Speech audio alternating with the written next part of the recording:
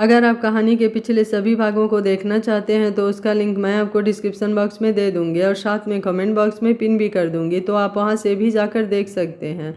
और कहानी को पूरा समझने के लिए कहानी के सीज़न 1 को देखना बिल्कुल मत भूलिएगा। दूसरे दिन सुबह 5 बजे अगस्त तैयार हो चुका था और बाहर सानवी का इंतजार कर रहा था, क्योंकि चौथी बार उसे उठाकर बाहर वेट कर रहा था।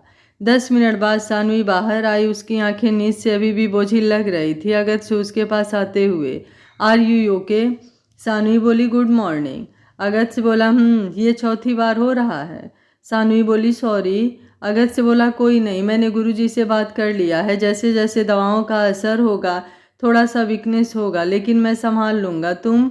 सानवी बोली, अगस्त से उसे लेकर अंदर आ गया। बड़ा सा हॉल में अलग अलग चीज़ें रखी हुई थी और हल्की रोशनी में हल्का सा कोई धुन बज रहा था, शायद दिमाग को एकाग्र करने के लिए या फिर मेडिटेशन वाला कोई धुन। अगस्त ने उसे एक जगह लेटकर आंखें बंद करने को बोल धुन पर फोकस करने को बोला और थोड़ा दूर हट गया। गुरुजी ने आंखें बंद कर उसे शांत रहने को बोलकर आगे बढ़कर सानवी के पास आ गए और उससे कुछ न कुछ पूछे जा रहे थे, जिसका जवाब उसे आंखें बंद करके ही देना था। ये सब एक नॉर्मल प्रक्रिया थी जिससे उसके दिमाग को चेक करना था कि वो कितना एक्टिव है। कुछ देर बाद अगस्त को गुरुजी ने बाहर किसी काम के लिए भेज दिया और दरवाज़ा पूरी तरह से बंद हो गया। अब वहाँ पर 2 लोग थे, एक सानवी और दूसरे गुरुजी। अगस्त बाहर आकर वहाँ के लोगों के मेडिकल और बाकी यहाँ के जड़ी बूटियों में बिजी हो गया, लेकिन ध्यान बार बार सानवी के पास जाकर रुक जा रहा था। वो ठीक तो होगी ना? सब कुछ ठीक तो होगा? कहीं कोई प्रॉब्लम तो नहीं? जैसे कितने सारे सवाल थे जो उसके मन में घूम रहे थे, लेकिन वो चाहकर कुछ नहीं कर सकता था। गुरुजी ने पहले ही बोला था उन्हें डिस्टरबेंस नहीं चाहिए। भले ही वो एक डॉक्टर हो, लेकिन उसके और ये सब चीज़ों में ज़मीन आसमान का फ़र्क है। इसलिए अगस्त के पास खुद को शांत रखने के अलावा कोई दूसरा ऑप्शन नहीं था। 3 घंटे की थेरेपी के बाद गुरुजी ने अगस्त को ये बता दिया कि अभी सानवी को 6 से 7 घंटा नींद लेना ज़रूरी है और उसके देखभाल के लिए 2 लोगों को लगा दिया गया है, तो उसे परेशान होने की कोई ज़रूरत नहीं है। इसके बाद वो लोग कोई दूसरा प्रोसेस करेंगे।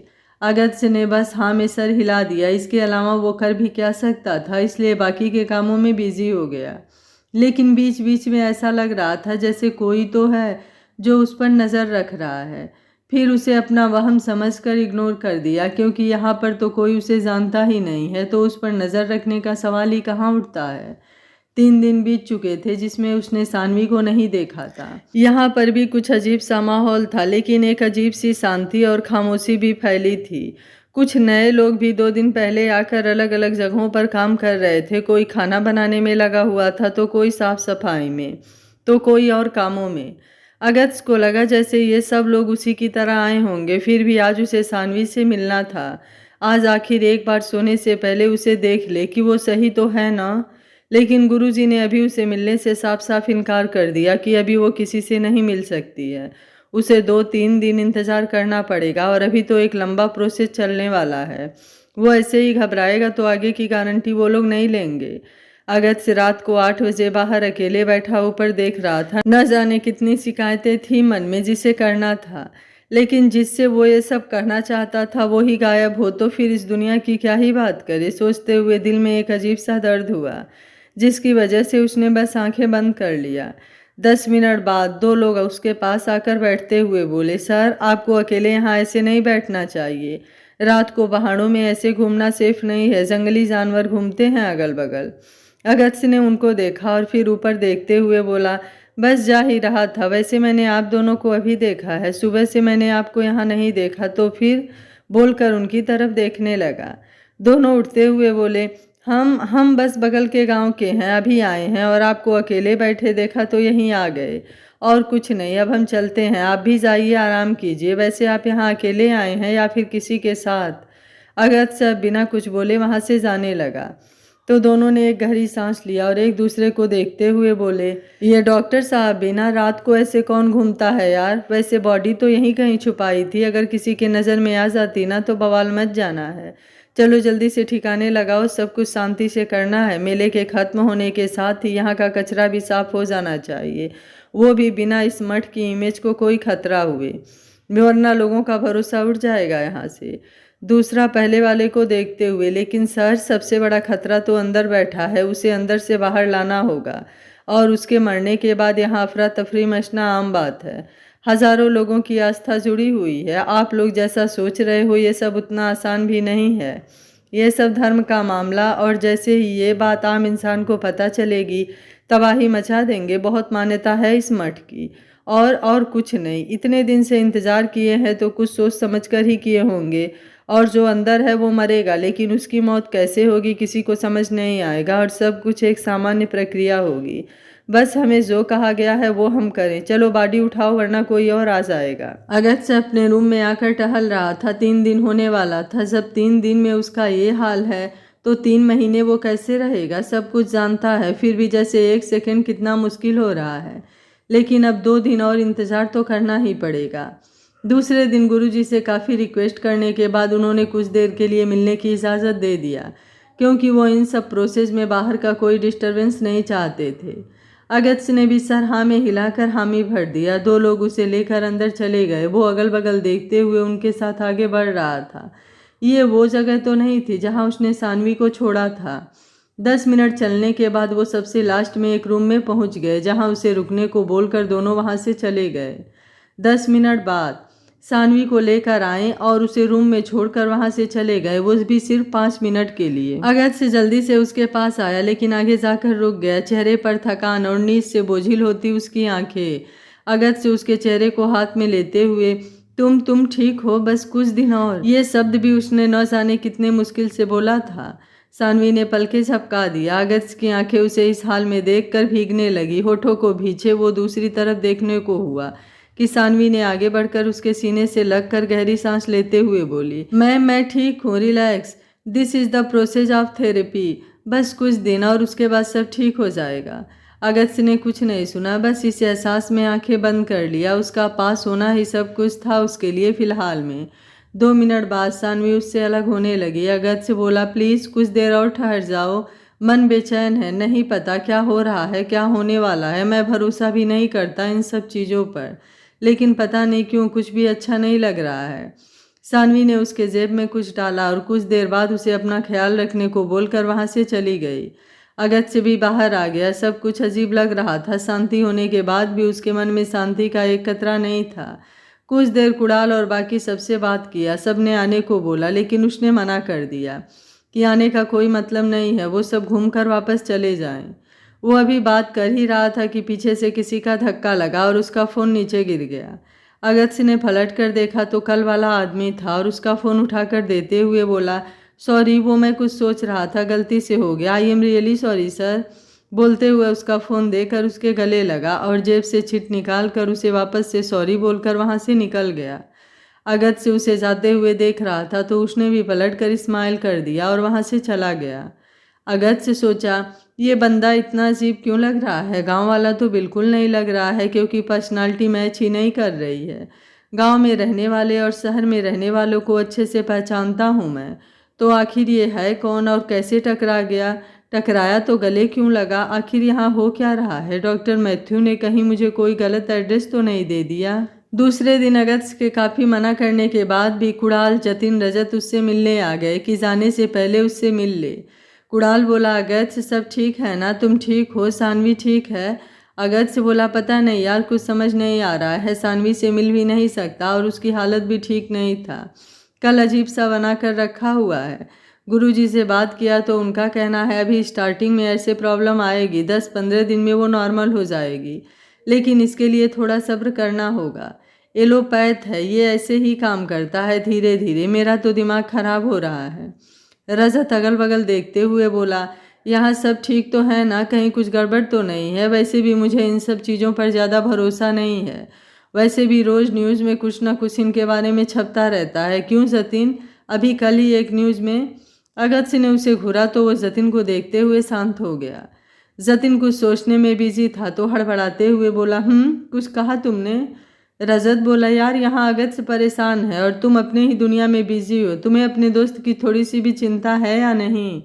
जतिन बोला, नहीं, वो मैं कुछ सोच रहा था, 2 साल पहले यहाँ पर ऐसे ही किसी मठ में कुछ टेररिस्ट पकड़े गए थे जो यहाँ मठों के आड़ में अपना गलत काम फैला रहे थे। उन्हें आम इंसान देखकर बिल्कुल नहीं समझ सकता कि वो कोई टेररिस्ट या फिर आतंकवादी हैं। वैसे भी चाइना और पाकिस्तान यहाँ से नज़दीक है और तिब्बत और वहाँ के गुरु को लेकर आए दिन जो विवाद होता है, और कुछ दिन पहले हमारी झड़प भी तो हुई थी चाइना से, और वो अपने आप को ट्रांसफॉर्म करने में इतने माहिर हैं कि हम पुलिस वाले भी कभी कभी धोखा खा जाते हैं।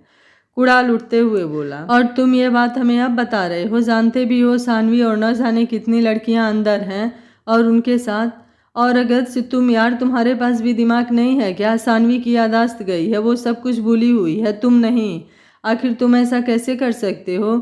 जतिन बोला, सॉरी यार, मुझे नहीं पता था कि अगस्त से सानवी को यहाँ लाने के बारे में सोच रहा है, नहीं तो मैं। अगस्त से अभी भी गहरी सोच में बिजी था। कुणाल बोला, अगस्त चल, हम सानवी को यहाँ से लेकर चल रहे हैं, हम बाहर लेकर जाएंगे, उसे किसी दूसरे डॉक्टर को दिखाएंगे। लेकिन अब ये सब सुनने के बाद मैं उसे यहाँ और बिल्कुल नहीं रहने दूंगा। अगस्त से बोला, लेकिन उसे बाहर लेकर आएंगे कैसे? अभी मैं कुछ नहीं कर सकता, कुछ भी नहीं है मेरे हाथ में। 1 हफ्ते में एक बार ही उससे मिल सकते हैं, कल मिला था, अब 1 हफ्ते का इंतजार करना होगा। कुणाल बोला, तेरा दिमाग खराब हो गया है क्या? 1 हफ्ते? जतिन क्या बोल रहा है, समझ नहीं आ रहा है। ऊपर से वो बीमार है, तू क्या उसे वापस से खोना चाहता है? अगस्त से बोला, ऐसा कुछ नहीं होगा। कुणाल उसके कंधे को पकड़ते हुए, देख भाई, हम में से कोई नहीं चाहता है कि तुम्हारे साथ कुछ भी गलत हो, लेकिन इस बात को भी हम झुठला नहीं सकते कि सबसे ज्यादा सफर तुम दोनों ही कर रहे हो। यार कुछ तो सोच, हम सब कुछ ऐसे नहीं छोड़ सकते हैं। अगस्त बोला, मैं बात करता हूँ, फिर देखते हैं क्या होता है। कुणाल बोला, हम सब भी तेरे साथ चलेंगे। अगस्त बोला, इतने लोगों को मिलने की इजाज़त नहीं मिलेगी। जतिन बोला, आई थिंक मैं चलूँगा तुम्हारे साथ अंदर, लेकिन इससे पहले मुझे यहाँ का एक बार सब कुछ देखना है। वैसे भी इस समय इतना भीड़ चल रहा है, हम कोई रिस्क नहीं ले सकते। तुम जाओ, परमिशन लेकर आओ मिलने की, फिर चलेंगे। कुणाल, तुम अगस्त के साथ जाओ।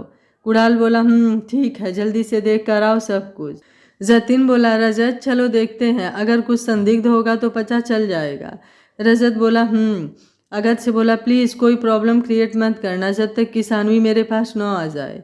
जतिन बोला, रिलैक्स, कुछ नहीं होगा, वो भले ही सब कुछ भूल चुकी है, लेकिन हमारे ट्रेनिंग में इतना कुछ सिखाया जाता है कि हम किसी भी सिचुएशन में अपना डिफेंस कर सकते हैं और संभाल सकते हैं। अंदर मठ में 50 से 60 छोटी बड़ी लड़कियां थीं जिन्हें कुछ ना कुछ प्रॉब्लम था, जिनका अलग अलग तरीके से इलाज हो रहा था। लड़के भी थे जिनका अलग और लड़कियों का अलग। बाकी बूढ़े बच्चे भी मौजूद थे। इस मठ की इतनी ज़्यादा मान्यता थी कि दूर दूर से लोग आए हुए थे, वो भी अच्छा खासा पैसा देकर, लेकिन सबको अपने पेरेंट्स से हफ्ते में 1 दिन मिलने की इजाज़त थी, या फिर गुरुजी के हिसाब से वो मिल सकते थे, वो भी अर्ध बेहोशी में, कि ज़्यादा बातें ना कर सके। सानवी इन 4 दिनों में यहाँ के हालातों और बाकी चीज़ों के बारे में अच्छे से जान चुकी थी, और आगे क्या करना था उसे पता था, वो भी बिना किसी को किसी नुकसान के। जतिन कुछ सोचते हुए आगे बढ़ रहा था कि साइड में घास पर उसे छोटा सा खरगोश दिखा, तो जल्दी से आगे बढ़कर उसे पकड़ते हुए बोला, वाह यार, कितना क्यूट है ना, लेकिन ये छोटे उस्ताद यहाँ कहाँ भटक रहे हैं और हमें देखकर भागे भी नहीं, काफ़ी इंटरेस्टिंग लग रहे हैं। रजत बोला, छोड़ दो, ऐसे जानवर को परेशान नहीं करते हैं, हम जो करने आए हैं वो करना है। जतिन ने उस पर हाथ फेरा और देखते हुए बोला, कुछ नहीं कर रहा हूँ यार, बस इतना क्यूट लगा इसलिए उठा लिया, वैसे मन तो कर रहा था स्नेहा को भी दिखाऊं, लेकिन जाने दो, तुम बोल रहे हो तो नीचे उतारने को हुआ कि उसकी आंखें अचानक से फैल गई। कुणाल बोला, अगस्त कैसे भी बात करके भाई, हम सानवी को यहाँ और नहीं रख सकते, मेरा दिमाग खराब हो रहा है जतिन की बातें सुनकर। अगर उसकी बातों में 1% भी सच्चाई हुई ना, तो ऊपर से वो उसे कुछ याद भी नहीं है, याद होता तो मैं इतना परेशान नहीं होता, लेकिन सच में तुम इतने लापरवाह कैसे हो सकते हो? अगस्त से बोला, तुम मुझे डरा रहे हो, एक तो मैं खुद परेशान हूँ उसे लेकर, एक एक सेकंड की सांसें भी गिन कर ले रहा हूँ, और तुम लोग कुछ ना कुछ बोले जा रहे हो, सब मेरे साथ ही क्यों होता है यार? बोलते हुए ऑफिस में आते हुए बोला, मुझे मेरी वाइफ से मिलना है, कुछ इम्पोर्टेंट है। सामने वाले लड़के ने शांति से उसे पानी का गिलास पकड़ाते हुए बोला, आप अभी उनसे नहीं मिल सकते, यहाँ का जो रूल है इसे फॉलो करना पड़ेगा, और ये बात आपको पहले ही बताया जा चुका है। अगस्त से बोला, प्लीज़ इमरजेंसी है, आप गुरुजी से बात करवाइए। लेकिन सामने से उसने एक फॉर्म पकड़ा दिया जिस पर अगस्त के साइन थे। फिर भी अगर वो यहाँ का रूल तोड़ता है तो भी उसे 2 दिन इंतज़ार करना पड़ेगा और पूरी पेमेंट करनी होगी। उसके बाद वो हमेशा के लिए लेकर जा सकता है, क्योंकि रूल तोड़ने वाले को वापस से यहाँ नहीं रखा जा सकता और पूरी पेमेंट भी करनी पड़ती है। कुणाल बोला, अगस्त्य क्या सोच रहे हो? अगस्त्य बोला, कुछ नहीं, और अपना कार्ड सामने देकर पेमेंट करने को बोल दिया और गुरुजी से बात करने को, वो भी जल्द से जल्द। उस लड़के ने कल तक का इंतजार करने को बोल दिया, इससे ज़्यादा वो कुछ नहीं कर सकता है, बोलकर उसका कार्ड उसे वापस दे दिया। कुछ देर बाद अगस्त्य कुणाल के साथ बाहर आ गया, लेकिन टेंशन और घबराहट उसके चेहरे पर साफ दिख रही थी। कुणाल बोला, भाई शांत रहो और भगवान पर भरोसा करो, सब ठीक हो जाएगा। अगस्त्य बोला, रजत आगे निकल गया। जतिन अभी भी जहाँ था वहीं खड़ा रहा। रजत को जब कुछ देर बाद कोई आवाज़ नहीं आई तो पीछे घूमते हुए बोला, जतिन भाई लेट हो रहा है। लेकिन जतिन अभी भी वहीं था तो वापस आते हुए बोला, जतिन यार तुम्हें इसके साथ खेलना है क्या?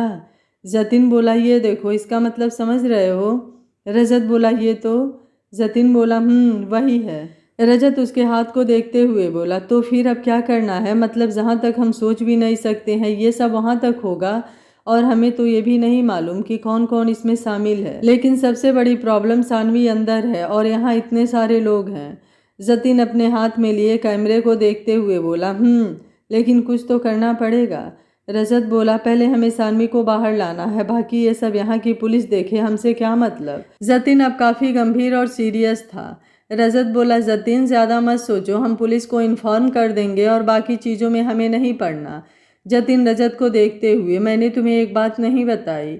रजत ने उसकी तरफ सवालिया निगाहों से देखा तो जतिन कुछ सोचते हुए बोला, पिछले 6 महीने से गोवा में स्टिंग ऑपरेशन के तहत 25 से ज़्यादा लोग मुठभेड़ में ढेर हुए हैं और उनके ठिकानों से पुलिस को काफ़ी कुछ मिला है और उनका लिंक कहीं ना कहीं नोएडा मुंबई में सानवी के केस से था।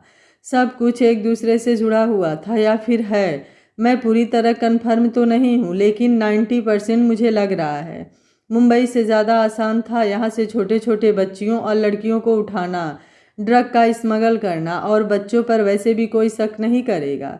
और यहाँ का माहौल और बाकी सब चीज़ें हमसे छुपी नहीं है। उस केस में मलिक के पकड़ाने और मुठभेड़ में मरने पर उन्हें लगा होगा कि ये सब वहीं ख़त्म हो गया है, लेकिन जहाँ से ख़त्म होता है वहीं से एक नई चीज़ शुरू होती है और वो उससे भी भयानक होती है। और मुझे तो सब चीज़ें एक दूसरे से जुड़ती हुई लग रही हैं। रजत के चेहरे की हवाइयाँ उड़ चुकी थी, फिर भी उसे देखते हुए बोला, मतलब ये सब कुछ 1 बाय 1 हो रहा है? ये सब कुछ एक प्लान का हिस्सा है? हम सब अगस्त्य सब लोग एक प्लान का हिस्सा हैं? जतिन बोला, आई होप इसमें सानवी का हाथ ना हो, वरना वो सबको तो इंसाफ दिलाकर अपनी ड्यूटी निभा लेगी, सरकार से मेडल भी ले लेगी, लेकिन अपनी लाइफ और अगस्त्य का भरोसा खो देगी। कभी कभी हम पुलिस वालों के हिस्से देश की ऐसी जिम्मेदारी आती है कि हमें सब कुछ भूल जाना पड़ता है अपने देश के लिए। और फिर एक गहरी सांस लेकर शांत हो गया। रजत खुद को शांत करते हुए बोला, लेकिन मुझे नहीं लगता कि ऐसा कुछ होगा, तुम कुछ ज़्यादा सोच रहे हो। उसको देखा नहीं? हम सबको तो छोड़ दो, अंकल आंटी श्रेयांश भाई तक को नहीं पहचाना यार।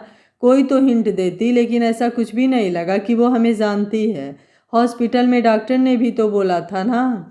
जतिन खुद से बोला, तुम नहीं समझोगे, ये सब हमारी ड्यूटी का हिस्सा होता है कि कभी सिचुएशन ऐसी आए और हमें खुद को भी भूलना पड़े तो हम वो भी कर जाते हैं और किसी को कानों कान खबर तक नहीं होता।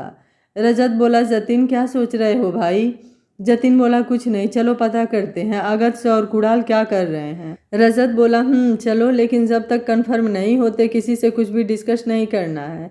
जतिन बोला, रिलैक्स नहीं कर रहा हूँ। अगस्त्य से एक रूम जो उसे मिला था यहाँ से वहाँ टहल रहा था। कुणाल रीचा से बात कर रहा था कि सब लोग वहाँ का टेंशन ना ले, वो सब जल्द से 2-3 दिन में आ जाएंगे और फिर घर के लिए निकलेंगे। अगस्त्य अब परेशान होकर बैठ गया। जतिन रजत अंदर आते हुए, जतिन बात हुई है? कुणाल फोन रखते हुए, 2 दिन बाद अभी मिलने की इजाज़त नहीं है, क्योंकि यही यहाँ का रूल है और वो अपना रूल किसी भी हाल में नहीं तोड़ते। अगस्त्य जतिन को देखते हुए, ये तुम्हें कहाँ से मिला? जतिन बोला, कौन? अगस्त्य बोला, ये तुम्हारे हाथ का बन्नी सानवी रास्ते से लाई थी जब हम आ रहे थे।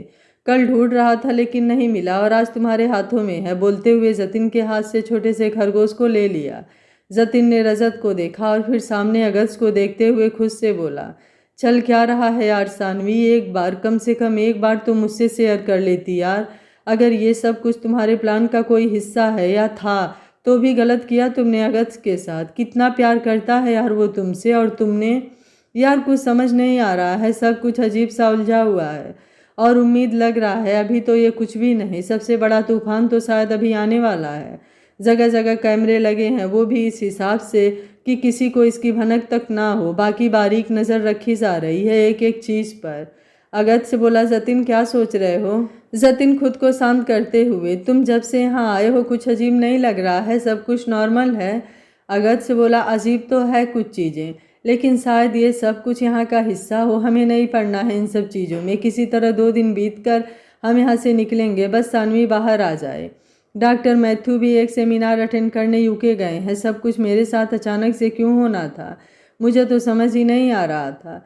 जतिन बोला, सब ठीक हो जाएगा। मैं गुरुजी से मिलने तुम्हारे साथ चल सकता हूँ क्या?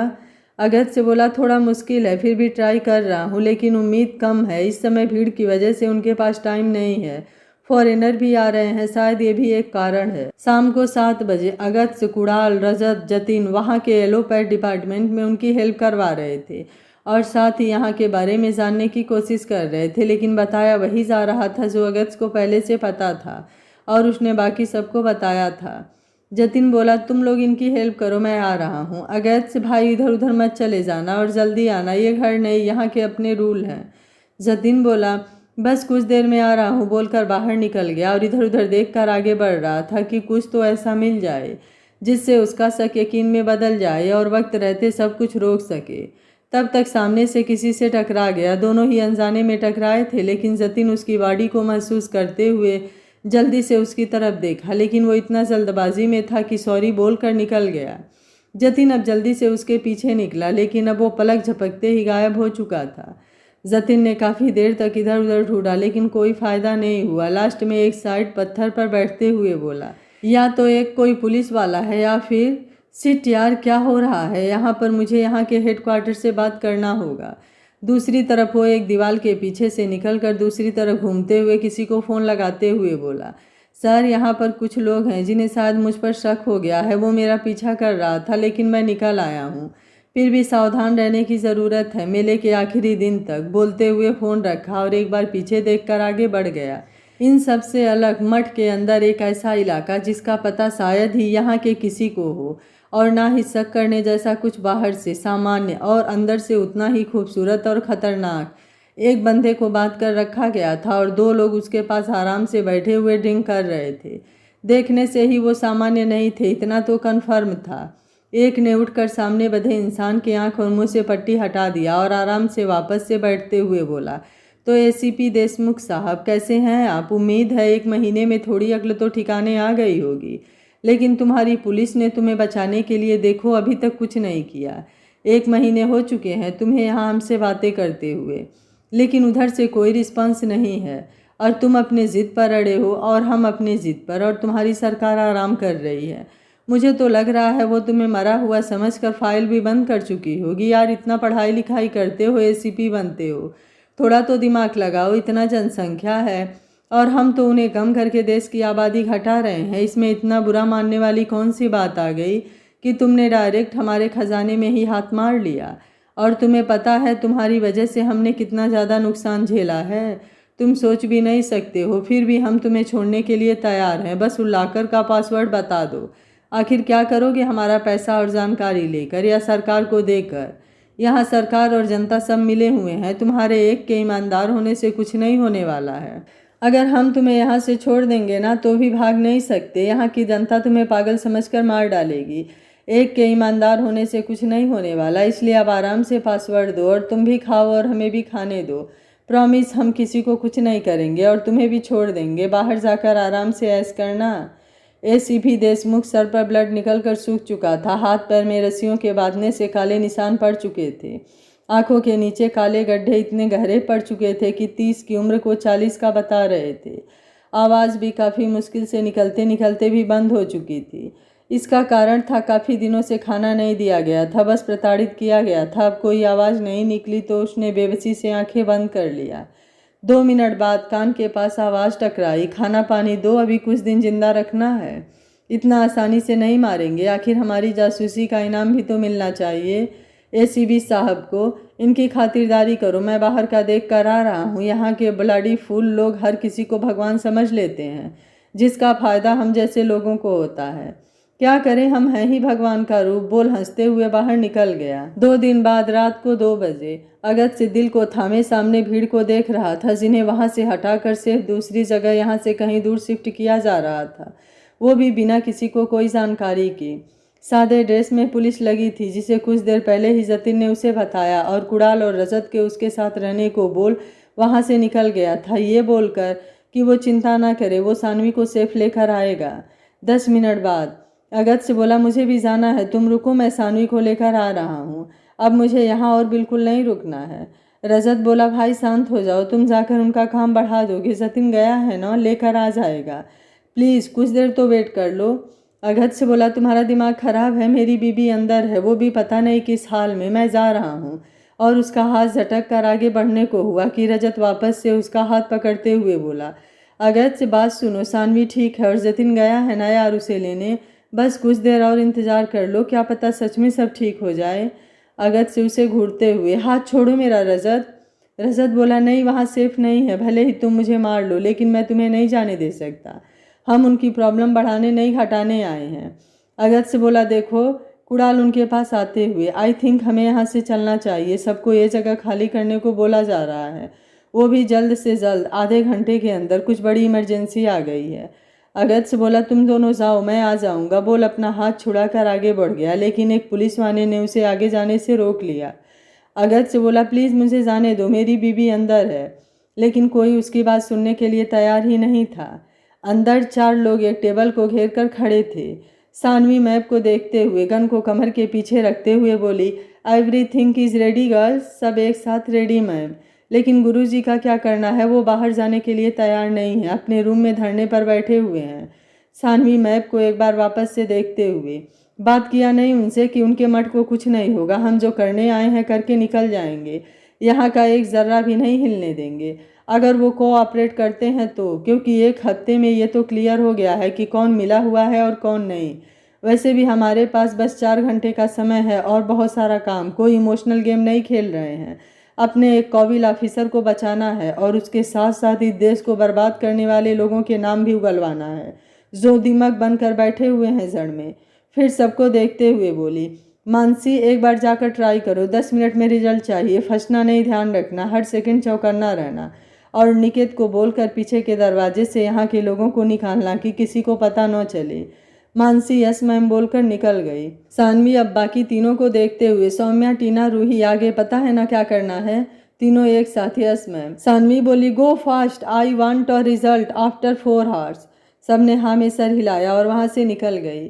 सानवी आंखें बंद करके सर पीछे 2 बार इधर उधर टर्न मारते हुए बोली, लड़कियों से नफरत है ना तुम्हें, इसलिए आज तक न जाने कितनों को तुमने अपना शिकार बनाया, देश के कोने कोने में कहीं भी नहीं छोड़ा तुमने उन सबको अपना शिकार बनाने से, कभी किसी तरह तो कभी किसी तरह से, लेकिन आखिर कहाँ तक भागोगे तुम, डाल डाल हम पात पात।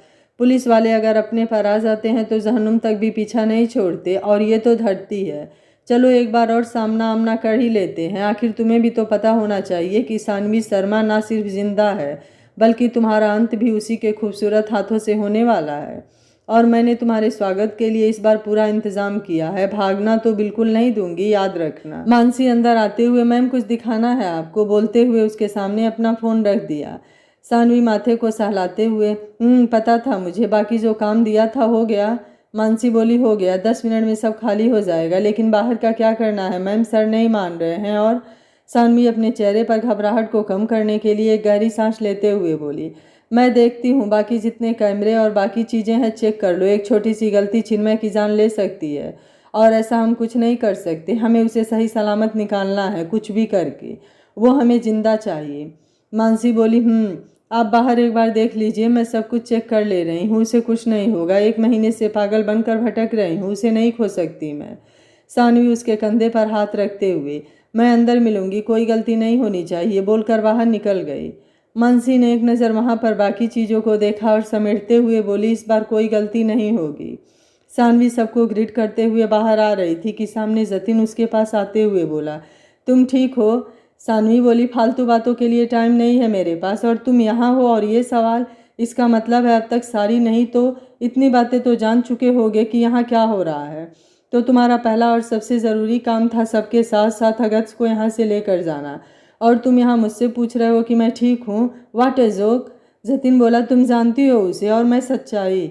सानवी उसे घूरते हुए, just leave, I handle the situation. Jatin उसके पीछे आते हुए बोला, तुम्हें लगता है सब कुछ इतना आसान होगा? वो कैसा रिएक्ट करेगा तुम सोच रही हो? सानवी बिना उसकी बातों को ध्यान दिए बाहर आई, जहाँ एक तरफ पुलिस वाले अगस्त को समझा रहे थे। पूरे एरिया मठ और बाकी सब कुछ खाली हो चुका था, लेकिन वो अभी भी जिद कर रहा था। सामने से जतिन के साथ सानवी को आते देखा तो जल्दी से उसके पास आते हुए बोला, तुम ठीक हो ना? पता है क्या हाल था मेरा, जान जा रही थी और ये लोग पता नहीं क्या क्या बोल रहे थे। चलो अब हमें यहाँ एक सेकंड भी नहीं रहना है। लेकिन सानवी अपनी जगह से एक इंच भी नहीं हिली। अगस्त से पलट कर वापस से देखा और इस बार ध्यान से देखा। रात के समय में काला चश्मा कौन लगाता है, और ऊपर से कपड़े भी चेंज। वो पूरी तरह से कॉन्फिडेंट के साथ अपने पुराने लुक में दिख रही थी। अगस्त से बोला, तुम? सानवी बोली, अगस्त रिजॉर्ट जाओ, मैं सुबह आकर मिलूंगी। अभी ना सही वक्त है और ना ही सही जगह कि मैं कुछ भी एक्सप्लेन करूं। मेरी रिक्वेस्ट मानो और प्लीज़ रजत कुड़ाल के साथ यहाँ से जाओ। सुबह तुम्हारी ज़रूरत पड़ सकती है यहाँ के लोगों को। अगस्त से बोला, तुम? उसे आगे समझ नहीं आ रहा था क्या बोले, कैसे रिएक्ट करे। दिमाग में न जाने कितने बम ब्लास्ट हुए थे, उसे भी नहीं पता था। अचानक से सारी शांति को कुछ हल्की आवाज़ें चीर रही थी जो उसके कान में चुभन पैदा कर रही थी। सानवी आगे बढ़कर उसके गले लगते हुए, प्लीज़ जाओ, बहुत लोगों की जान खतरे में है, मेरे पास वक्त नहीं है, जिद मत करो, मैं सही सलामत मिलूंगी तुम्हें सुबह तक, तब तक जैसे आज तक रह रहे हो, कुछ घंटे और। बोलते हुए दूर होने लगी। अगस्त से उसका हाथ पकड़कर, तुम्हें सब कुछ। आगे के शब्द बोल नहीं पा रहा था, समझ नहीं आ रहा था कैसे रिएक्ट करे। पीछे से आवाज़ आई, मैम रूही का मैसेज है। सानवी बोली, कुड़ाल रजत जाओ, बोल। अगस्त से हाथ छुड़ाकर निकल गई। कुड़ाल अगस्त के कंधे पर हाथ रखते हुए बोला, अगस्त से चलो यहाँ से। अगस्त ने सामने सानवी को जाते देखा और फिर एक नज़र सबको। उसके आंखों में लाखों सवाल थे जिसका जवाब सानवी के पास था। सब समझ रहे थे वो क्या पूछना चाहता है, लेकिन किसी ने कुछ नहीं बोला तो वो भी शांति से आकर गाड़ी में बैठ गया। कुड़ाल ड्राइव कर रहा था और अगस्त आंखें बंद करके पीछे बैठा था। सब कुछ उसके सामने एक एक करके बस घूम रहा था। क्या सच है, क्या झूठ, क्या हकीकत और क्या ख्वाब, इन सब के बीच में वो अपने आप को ढूंढ रहा था। अगस्त से रिजॉर्ट आया और बिना किसी से कुछ बोले अपने रूम में चला गया। रीचा कुड़ाल को देखते हुए, कुड़ाल क्या है ये सब? सानवी कहाँ है और सतीन, बाकी सब कहाँ है? कुड़ाल आकर सोफे पर बैठते हुए कुछ देर बाद बोला, पता नहीं क्या हो रहा है और क्या होने वाला है। बस इतना पता है कि जो कुछ भी हुआ या फिर हो रहा है उसमें किसी ने सबसे ज़्यादा सफ़र किया है तो वो अगस्त है। पिछली बार भी वो अपनों के धोखे का शिकार हुआ और आज एक बार फिर उसका इतना करीबी रिश्ता उसे सबसे बड़ा धोखा दे गया। और वो।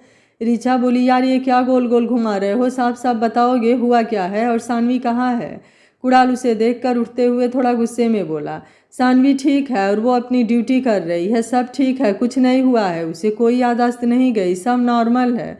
पागल हैं हम सब लोग, पूरी फैमिली पागल है जो उसके पीछे दौड़ रही है। पागल है अगस्त जो पागलों की तरह उसे चाहता है, उसकी एक आवाज़ पर दुनिया को भुलाने तक को तैयार बैठा रहता है। और एक वो, यार बहन मानता हूँ मैं उसे, लेकिन आज उसने जो किया ना, गलत किया। गलत नहीं, बहुत बड़ी गलती किया है।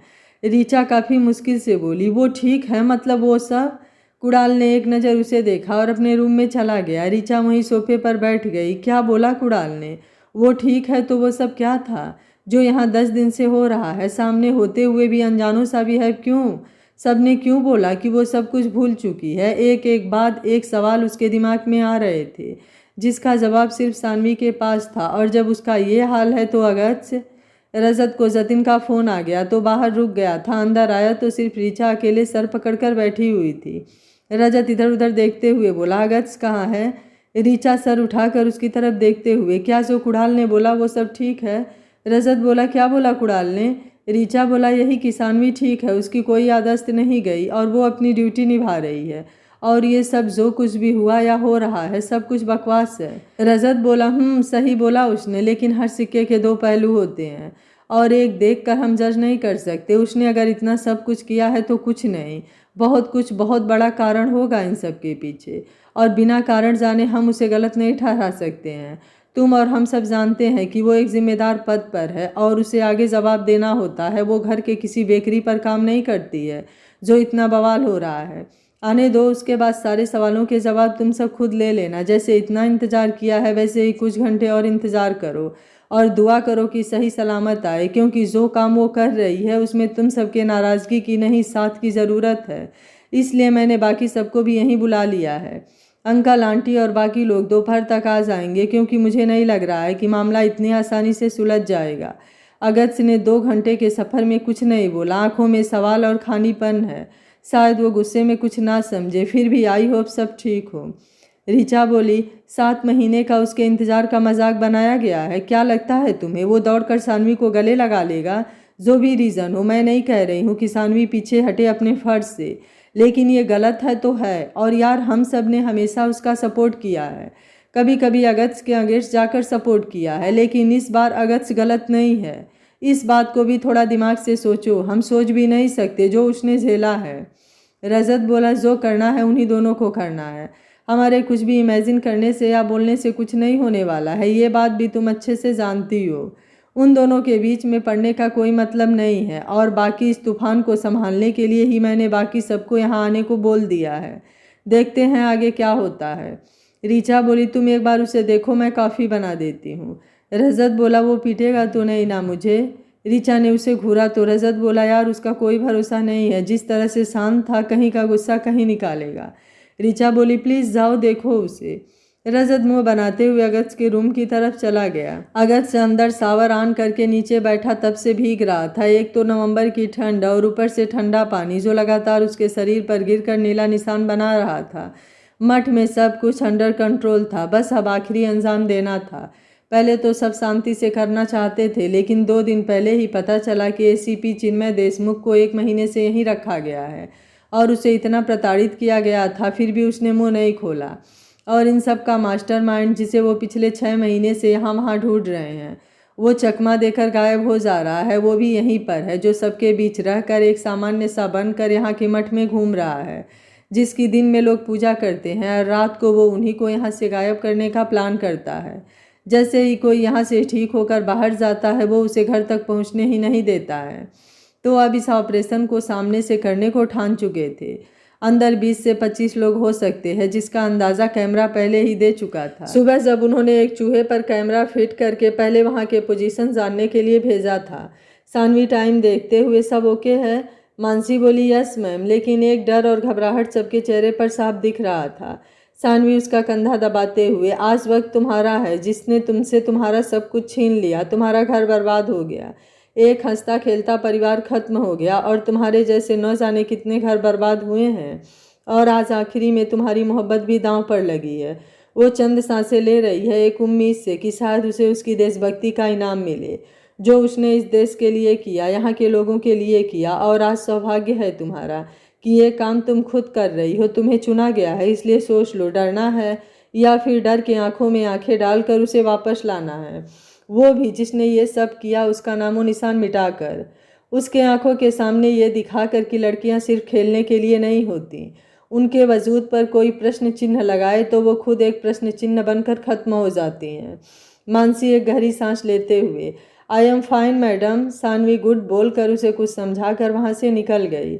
अंदर हॉल में चिन्मय रस्सियों से बंधा हुआ था, लेकिन अब उसकी हालत खराब हो रही थी। प्यास से गला सूख रहा था, लेकिन आवाज़ निकालना मुश्किल हो रहा था। अगल बगल के गार्ड आज बेहोश थे या फिर सो रहे थे, कहना थोड़ा मुश्किल था। उसने हाथ हिलाने की कोशिश किया कि किसी ने एक तेज घूसा उसके मुंह पर दे मारा और वो कुर्सी के साथ नीचे गिर गया।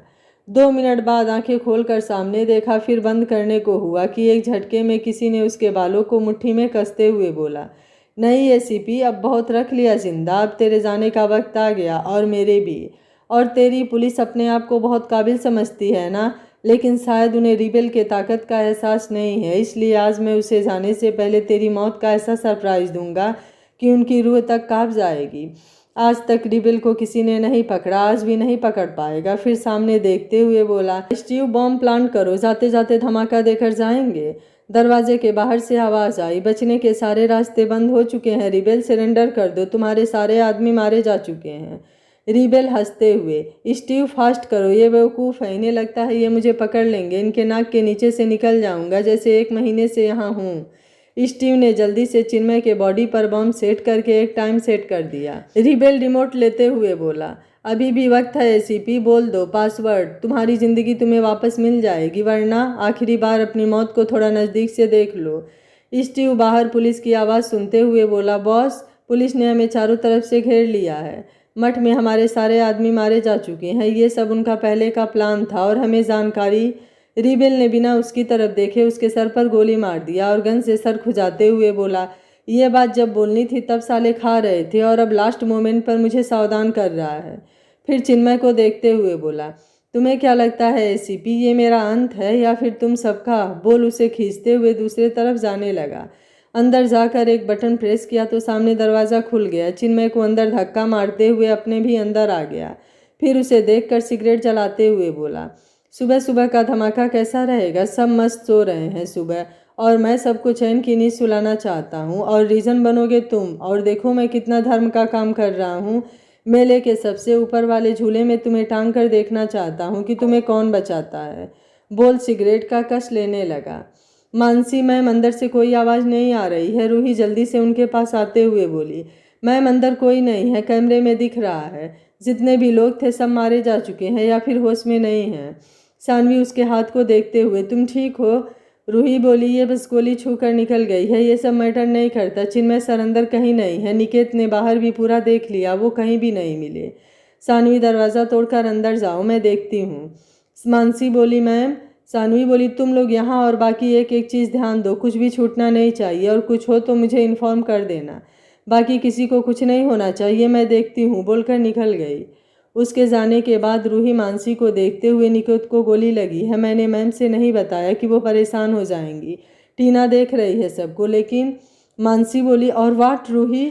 रूही, सौम्या का कोई पता नहीं चल रहा है, मुझे लग रहा है कि वो। मानसी उसे घूरते हुए दरवाजे पर गोली मारकर एक लाख मारते हुए आगे बढ़कर अंदर आई, जहाँ कुछ लोग बेहोश थे जिन्हें उसने बिना देखे गोली मार दिया और एक एक चीज़ को तोड़ते हुए आगे बढ़ रही थी। ये अंदर ही अंदर एक ऐसा भूल भलैया बना हुआ था जिसे समझना मुश्किल हो रहा था। सानवी परेशान सी कुछ सोचते हुए बोली, मुकालात अकेले में होगा, उम्मीद तो नहीं थी कि मुंबई के बाद फिर यहाँ ऐसे मिलोगे, लेकिन चलो जो महादेव को मंजूर वही मुझे भी मंजूर है। बोलते हुए अपने गन को एक बार चेक किया जो फुल लोडेड था। फिर आगे जाकर एक जगह खड़ी हो गई जहाँ से बाहर निकलने का एकमात्र रास्ता था जो कि सिर्फ वही जानती थी। अंधेरा और कोहरा अभी भी छाया हुआ था जिसमें देखना अभी थोड़ा मुश्किल हो रहा था। फिर भी वो इतना दूर थी कि कोई भी बाहर निकले तो आसानी से दिख जाए। वो टाइम देखते हुए बस सामने रास्ते को घूर रही थी। एक एक सेकंड पहाड़ हो रहा था क्योंकि ये शायद लास्ट हो सकता है। अगर आज यहाँ से उसने चिन्मय को नहीं बचाया तो फिर आगे शायद कभी न बचा पाए। कॉर्टेज में रजत दरवाज़ा खुलवाकर थक चुका था। 1 घंटे से ज़्यादा हो चुका था, लेकिन अगस्त ने दरवाज़ा नहीं खोला। ऋचा बोली, एक काम करते हैं, दरवाज़ा तोड़ देते हैं। रजत बोला, लेकिन। पीछे से श्रेयांश उनके पास आते हुए बोला, क्या हुआ है भाई, तुम लोग शोर क्यों मचा रहे हो? रजत बोला, भाई अगस्त से दरवाज़ा नहीं खोल रहा है। श्रेयांश बोला, अगस्त वापस आ गया, लेकिन कब? और दरवाज़ा नहीं खोल रहा है तो सो रहा होगा। और सानवी कहाँ है? वो भी तो आई होगी। रजत बोला, भाई लंबी कहानी है, सब एक साथ सुन लेना, अभी के लिए दरवाज़ा खुलवाओ उसका। श्रेयांश बोला, मतलब? ऋचा बोली, भाई पहले आप कुछ भी करके दरवाज़ा खुलवाओ, फिर बता रहे हैं। श्रेयांश अब अगस्त को आवाज़ लगा रहा था, लेकिन वो बाथरूम में था, शायद इसलिए आवाज़ नहीं आ रही थी, या फिर वो इस समय कुछ सुनना ही नहीं चाहता था। 10 मिनट बाद सानवी ने सामने देखा और आगे बढ़कर गन निकालते हुए बोली, स्टॉप, वरना गोली खोपड़ी में किधर से जाकर किधर निकलेगी पता नहीं चलेगा। बहुत हो गया भागना, अब थोड़ा हमें भी तो खातिरदारी का मौका दीजिए सरकार। रिबेल ने चिन्मय को दूर धक्का मार दिया और हाथ ऊपर करके स्माइल करते हुए बोला, उम्मीद था कि आपसे मुलाकात होगी मेरी। आप मर जाएं ऐसा कैसे हो सकता है? वैसे काफ़ी अच्छा लगा देख के कि मेरी क्राइम पार्टनर जिंदा है। सानवी चिन्मय को देखते हुए, बकवास नहीं, बॉम्ब डिफ्यूज करो। और रिबेल सर पर दोनों हाथ में रिमोट लगाकर उसे दिखाते हुए एक टक उसकी आंखों में देखते हुए बोला, यही आपकी आदत मुझे अच्छी नहीं लगती यार, कुछ देर बाद भी तो कर सकते हैं। आप भी माशाअल्लाह खूबसूरत, हम भी जवान, करते हैं ना कुछ गुफ्तगू होकर अनजान। सानवी ने उसके हाथ में रिमोट देखा तो समझ गई, इसलिए वो इतना रिलैक्स है, वरना अभी कुछ और ही माजरा होता। फिर खुद को शांत करते हुए बोली, क्या चाहते हो? रिबेल बोला, चाहते तो आपको। सानवी बोली, गन पकड़ने से ज़्यादा चलाना आता है मुझे, और इन कुछ महीनों में उम्मीद है जानकारी तो मिल चुकी होगी। रिबेल बोला, पता है नहीं चलाएंगी, गन पकड़ने और चलाने में फ़र्क होता है। वो एक कहावत है ना, राजा की जान तोते में थी। बस वही कुछ हाल आपका भी है इस समय इस एसीपी को देखकर। वैसे मैंने सुना है इसका आपसे कोई रिश्ता भी नहीं है, फिर भी इतनी हमदर्दी क्यों? सानवी बोली, क्या चाहते हो ये बोलो, वक्त नहीं है मेरे पास। रिबेल, गाड़ी की चाबी और आपके हाथ का गन दीजिए, बाकी चीज़ें मैं अपने आप मैनेज कर लूँगा। सानवी बोली, पहले रिमोट दो। रिबेल, एक हाथ से लेना एक हाथ से देना। सानवी ने चिन्मय की हालत देखी जो बस से बदतर हो चुकी थी। रिबेल उसके हाथ पर अपने जूते रखते हुए, एसीपी साहब देख रहे हैं जिस पुलिस के नाम पर उड़ते थे, आज वो आपके रिहाई की सौदेबाजी कर रही है हमसे। हमारे लोगों को मारा, अरबों का नुकसान किया, फिर भी सौदेबाजी करना नहीं भूले। चिन्मय ने आंखें बंद कर लिया क्योंकि बोलने के हालात में वो पहले से ही नहीं था। रिबेल सानवी को देखते हुए, अभी कुछ बोलना है तो हम आराम से बात कर सकते हैं। इस बॉम्ब को ब्लास्ट होने में आधे घंटे है और मुझे नहीं लग रहा है यहाँ कोई डिफ्यूजर है। जिसने लगाया उसको मैंने पहले ही मार दिया। सानवी कुछ सोचते हुए जेब से चाबी निकालकर उसे दिखाते हुए बोली, क्या भरोसा कि तुम सच बोल रहे हो? रिबेल बोला, 25 मिनट और बाकी है, मेरा कुछ नहीं होगा, लेकिन ये एसीपी और ये मठ एक ब्लास्ट के साथ उड़ जाएगा। बूम। सानवी चाबी उसके तरफ फेंकते हुए बोली, रिमोट। रिबेल बोला, गन। सानवी ने गन थोड़ी दूर पर रखा और पीछे हट गई।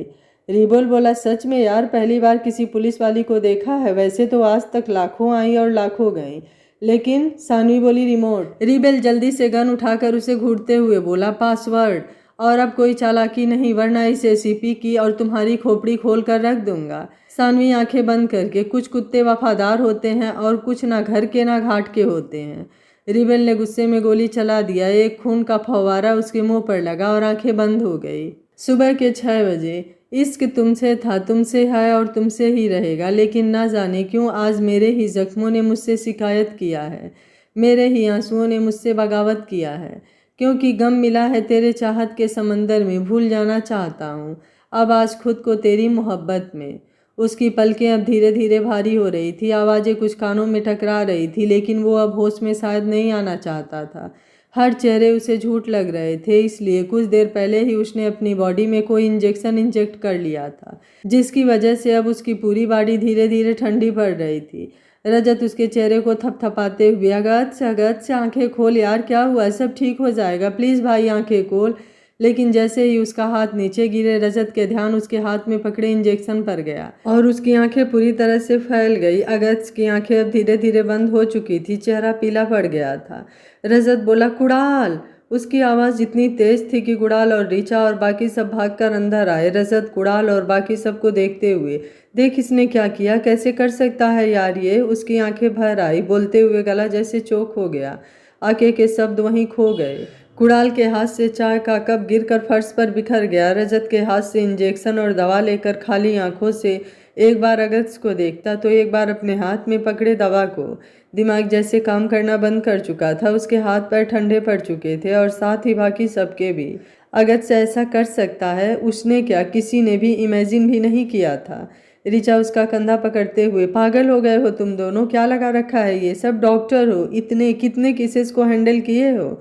कुछ नहीं होगा, इसने ओवर ड्रग लिया है, जल्दी से कपड़े चेंज करो। कुणाल बोला, रजत, श्रेयांश भाई प्लीज़ यार, आप सब लोग क्या कर रहे हो?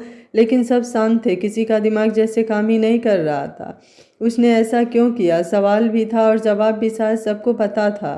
कुणाल कुछ नहीं बोला, बस अगस्त के चेहरे को देख रहा था। मन तो किया उठाकर 2 झापड़ मारे, लेकिन उसकी ऐसी हालत देखकर दिल अंदर से पूरी तरह से टूट रहा था। ऋचा उसका कंधा हिलाते हुए, कुणाल प्लीज होश में आओ, नहीं तो हम इसे हमेशा के लिए खो देंगे। कुणाल एकदम से जैसे होश में आया और बाकी सब लोग भी। कुणाल बोला, तुम एक काम करो, मार्केट चली जाओ और जल्दी से कुछ दवा बोल रहा हूँ उसे लेकर आओ, फास्ट करो, तब तक मैं देखता हूँ मेडिकल किट में क्या है जिससे कुछ किया जा सकता है।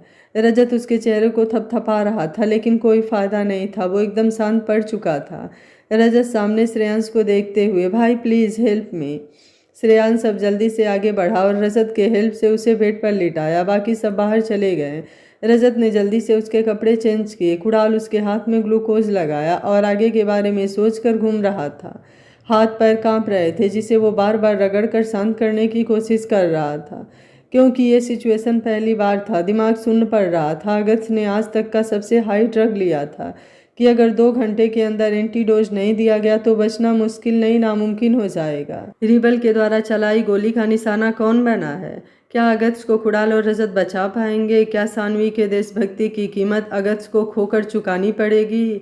जब सानवी को अगस्त की इस हालत के बारे में पता चलेगा तो उसका क्या रिएक्शन होगा? ऐसे बहुत सारे सवाल आपके मन में होंगे जिनका जवाब आपको आने वाले एपिसोड में मिलेगा, तो देखना बिल्कुल मत भूलिएगा। अगर आपको कहानी अच्छी लग रही है तो वीडियो को लाइक शेयर एंड चैनल को सब्सक्राइब कर लीजिएगा। Thank you for watching. मिलते हैं कहानी के अगले भाग में।